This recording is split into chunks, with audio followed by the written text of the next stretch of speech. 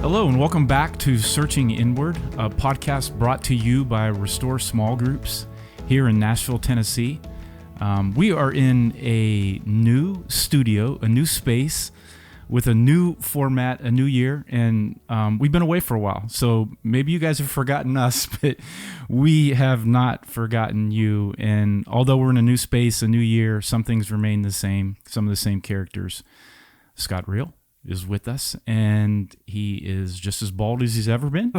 He's wearing a hat this morning, but just as good looking. Scott, say hello. Hello, it's good to be here. This is exciting for us. Hard to believe, 23 years ago we started Restore, and with this success of Journey to Freedom spreading around the world, and then just the new media stuff and podcasts, and this is going to be videoed, and some of the clips will be on YouTube, and things I'm still learning about, but it's going to broaden our reach, and we're really excited about what God's doing. And people hear your wonderful voice. Now they get to see your beautiful face. Yeah. And then other things remain the same, which is the brilliant smile of Anna B. Anna Bryant is with us. And Anna, say hello and tell us a little more about this format. Good morning, friends, or good afternoon. I don't know what time of day you're listening, but it's morning here, and so happy to be back. We've had a little bit of a break from the podcast because we have been exploring some new avenues so that we can reach you in more meaningful ways. So we're really, really excited to partner with the Hitlab so that we can bring not only audio, but video to you on a more regular basis. And all of this exciting new content that Scott has created for us, we're just thrilled to be able to share with you and look forward to connecting with you in more meaningful ways. So we're excited, a little bit nervous, but excited about this new material. Scott, you have some new material, and that's what we're going to be covering in these first 36 episodes is your new book and kind of highlighting that. So tell us a little about that. I'm holding the cover right here, and it's your pathway to a new life and lasting freedom, the journey of transformation. There's a butterfly on this cover, and this book has come about, over the last couple of years it's been developing. So tell us a little bit about this. Well, actually, it was about 7 years ago that the concept and the premise came to me. I was in Florida on vacation, and I grabbed some books to take with me when I was down there to do some reading, and I grabbed Dr. Covey's book, 7 Habits, which is, a very famous book, and it had been a long time since I read it. And so I was walking on the beach one morning, and I was just reading it slowly as I was walking along. It's a sunset, a sunrise, and I read one page, and that's what began this whole journey of this new book. And he was saying that if we continue to just focus on symptoms, we're always going to be dealing with just the exterior. But he says, if you want to strike at the root cause, he says, you got to strike at the paradigm.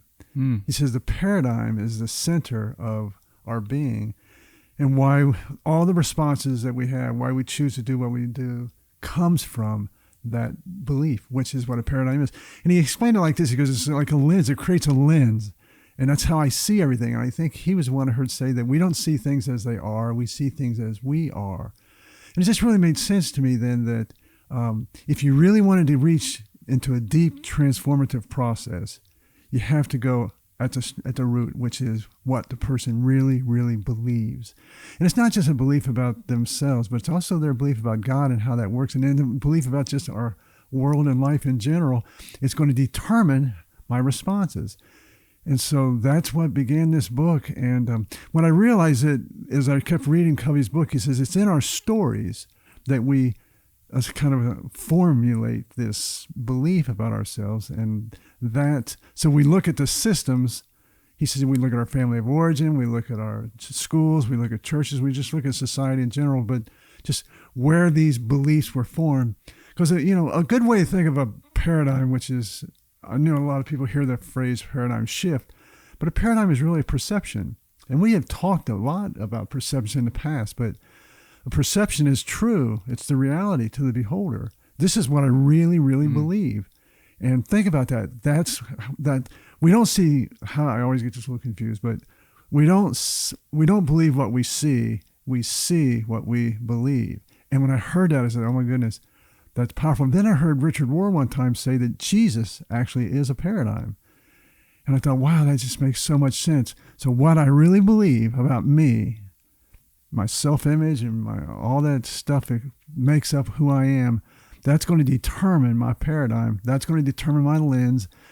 And I can keep trying to deal with my symptoms, but if I really want to experience deep inner transformation where I am different, I got to strike at the paradigm. And that's what this book is trying to do.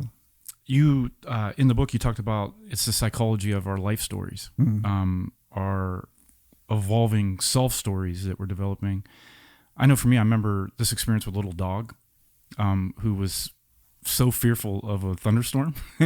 And you try to, you see this dog, the dog's going to be fine. And you know that dog's going to be fine, but that dog's reality is that this storm is a threat. And so when you kind of begin to put yourself in that's that little dog's paradigm. And you begin to see how that could be true to our lives. And then you have friends and other people that you witness to that in some way they believe something to be true about them, and even friends and people around like, no, that's not true, but that's the paradigm, that's the reality that they are living. Mm-hmm. So Anna, in the book, I know Scott talks about unmemorizing toxic emotions, and that kind of came from Dr. Dispenza. So let me read this, and then maybe you could talk a little bit about this. Dr. Dispenza, he says, here's how it works. You have an experience which has an emotional charge. Then you have a thought about the particular past event. The thought becomes a memory, which then reflectively reduces the emotion of the experience, or reproduces the emotion of the experience.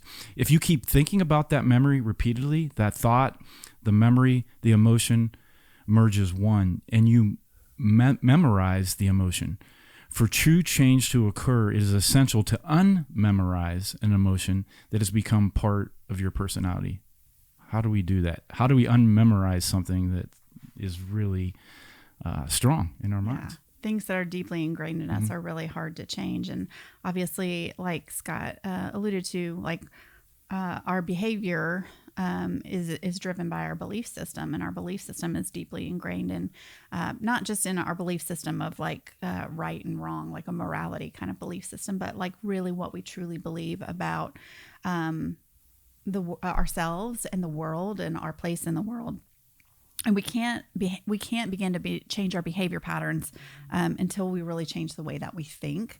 And that really goes, like Scott said, back to our paradigm and understanding that like every person has a particular unique way of viewing the world. Like we all have a different lens, and nobody has a completely correct lens apart from God. Obviously, he sees everything as they are, and he knows all the intricacies, but we just see things through the lens of what our experiences were, and the way that we have interpreted the world through our reproduced emotions from those ingrained neural pathways. And so we need to begin to change some of those deeply ingrained neural pathways. And the good news is that our brains are elastic, and that's like one of the only organs in our body that we actually do have the power to change, and will continue to grow and evolve in our lifetime. So our goal through the book is to help people find a way to practically do that, so that they can grow and change and become more complete versions of who they are. It is really fascinating, the world that we live in with neuroscience and the reality of neuroplasticity that we're learning. And that was something that really inspired this writing. Like, now we even have science to back up. We can change. Like, we used to think that our brains, were formed, and as we got older, we just could never change. But we can. Scott, talk a little about that, just how that kind of shaped the writing of the journey to transformation, or of transformation. Well, it's amazing how much I was presented that I had not really known before over these last 7 years. Neuroplasticity. It all started for me with Thompson's book, Dr. Kurt Thompson's book, Anatomy of the Soul, when he talked about, there's no greater need for all human beings than the experience of being fully known. And he talked about how the brain formed neuroplasticity, but just that, think about this. This is really powerful. What I'm thinking about myself, those thought patterns, that narrative, it comes from the paradigm. So again, we start at the root, the paradigm, That's the origin of my narrative. And then the narrative, which I've been saying and believing through the lens my whole life. So that's how I remember my past.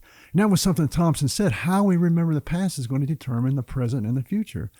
So if we can remember the past differently, have it be transformed, now we have an opportunity to change our future. That's why I think he said something like, what I'm doing right now, the choices and thoughts that I'm thinking right now are shaping tomorrow. And that is really powerful.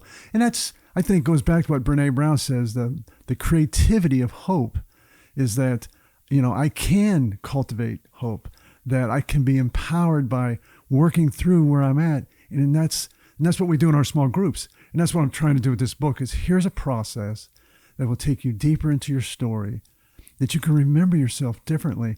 And this is what I'm doing every day. God is trying to rewire, reframe, redirect my thoughts.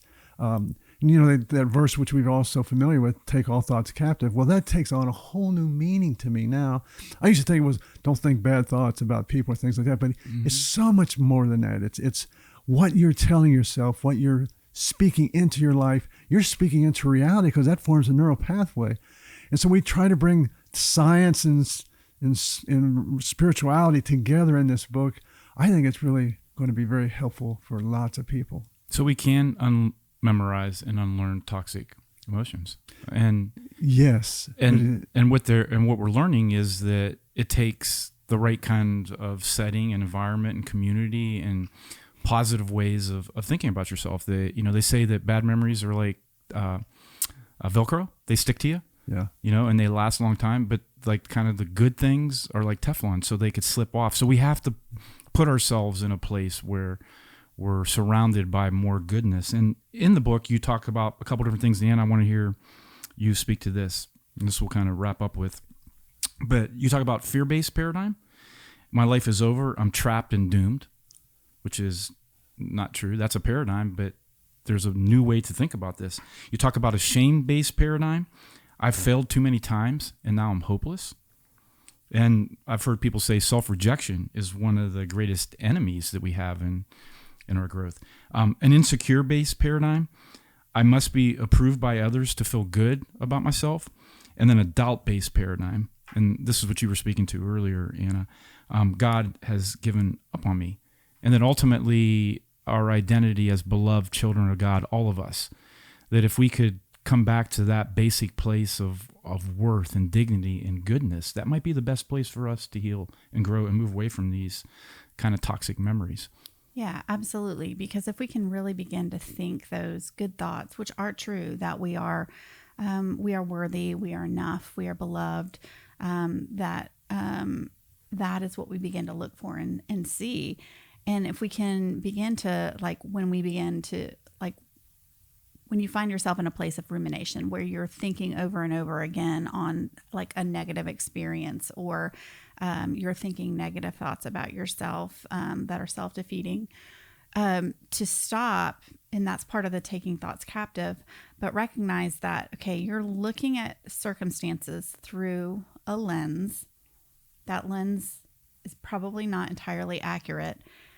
It's fascinating to me. So like I have 3 children, and I love talking with my kids, but it's so interesting to me that when we talk about things that have happened in our life, all 3 of them have a really different perspective on the same events that have happened. And to me, that is just such a, it just like solidifies the fact that we do have a paradigm that we look through. And although they all had, were present maybe for the same event, they all look at it through a different lens and recall it very differently, as do I. And so just to remember, like, okay, well, probably none of us are 100% accurate, but again, remembering like we see what we're looking for, we see what we believe. And so if we can begin to believe what is true, what is good, what is right, that's what we're going to begin to find in life. And so this spiritual journey, this journey of transformation that we're inviting people to, it starts from this place of worth and dignity and goodness, not from our brokenness. And we have to start there. So, Scott, can you give us the elevator pitch, what we're going to do over these next 36 episodes, and how to prepare ourselves. Where are you going to lead us? We're going to look into our stories. We're going to look at just the hope.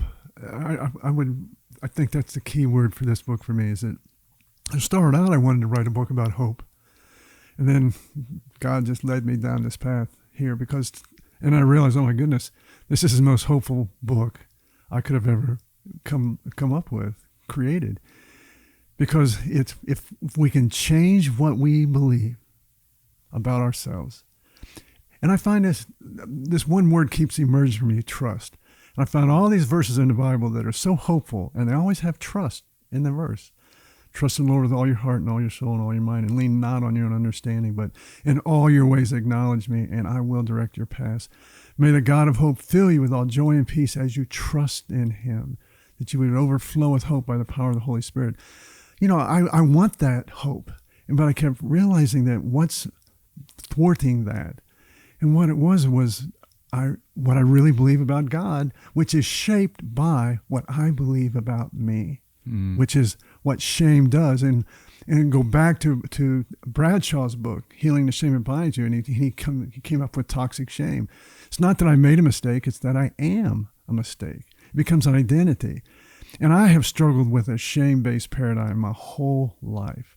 That's all I can ever remember is, you're not good enough, you're not smart enough, you're not good looking enough, you're not talented enough, and at any time anybody's going to find out, and they're going to desert you, they're going to abandon you. And so this book, I think, is going to liberate people to live in the hope of their whole new existence, a whole new life. Can we create a new life at any point with God? Can we make a new beginning? I believe we can. I'm in my 60s, and I'm sure trying to make that movement, and I am making that movement. And you're going to bring as many people along with you as you possibly can, Scott. That's what we love about you. Anna, what would be your hope for this new book, these next 36 podcast episodes? I think my hope would be that people know that they're not alone, and that they can change, and that hope is out there. That, no person, no situation is hopeless. We're so excited to have you listening and joining us on these next 36 episodes of the journey of transformation. Some things that we're going to cover and learn over our time together.